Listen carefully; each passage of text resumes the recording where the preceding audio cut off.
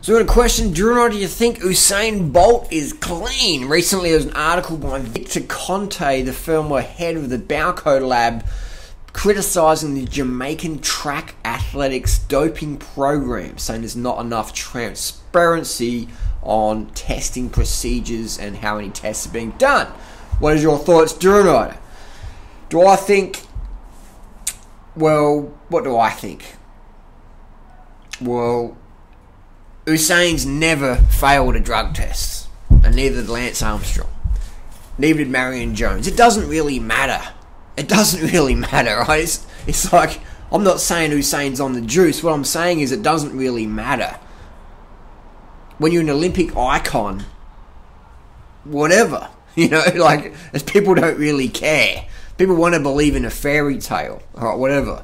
The reality is, what's your definition of clean? I mean, you know what I mean? Like, it's so warped in society.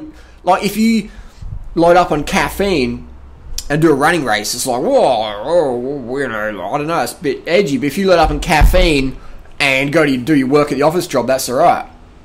If you're an athlete, professional athlete, you can take a host of pharmaceutical products which come under therapeutic use exemption. You can take a lot. You can take modafinil. You can take salbutamol. You can take tramadol. You can take cortisone. You can take cortisone, man. You can take androl. You can take primotestin depot. You can take Sustanon 250. You can take androl. You can take Rhianodron 1000. You can take a lot of stuff and be clean legally. What you can't take is EPO. You can't do blood doping. You can't do human growth hormone. All these three things, pretty much undetectable. Pretty much undetectable.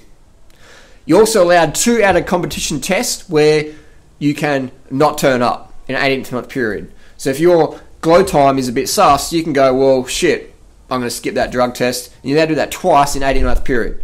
3 strikes, you're out. So 2 strikes, you're good. So basically, and testing at the Olympics is pretty much an IQ test. Most drugs' efficiency doesn't happen. You don't take drugs on the race day. It's more the training beforehand. You get the glycogen retention from the testosterone or whatever you're using. You get the hematocrit, the hemoglobin levels right up, the red blood cell function.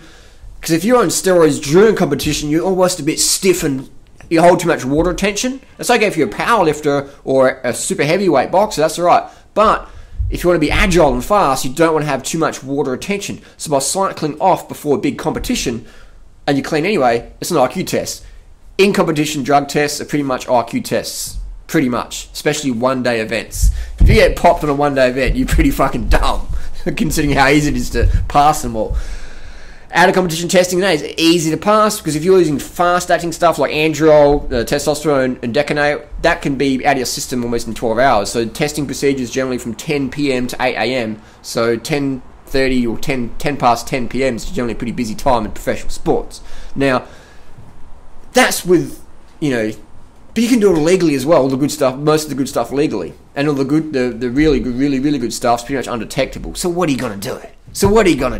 You know what I mean? It's like people don't know how it works, do they? They got no fucking idea. But what I like about Usain Bolt, what I love about Usain Bolt is his positive attitude. He's a bit like Lance Armstrong. He's just got this attitude of like, this is my fucking goal, man. This is what I fucking want to do, and I fucking work towards that. I'll do whatever it takes, and this is my goal. So if you watch a lot of Usain Bolt documentaries, he's very just driven. Just reminds me of Lance. Just fucking do what it fucking takes. Do what it takes. Usain seems less of a prick than Lance sort of was, but if you watch his documentaries, he's quite upbeat, gives a lot of attention to the crowd and stuff like that. So I really enjoy that. That's what I focus on about Usain Bolt. Is he clean or whatever? Who really cares, man? Who really cares? It's professional sport, man. You're paid to fucking win. It's not clean. They're paid to fucking win, man. Their job is to fucking win.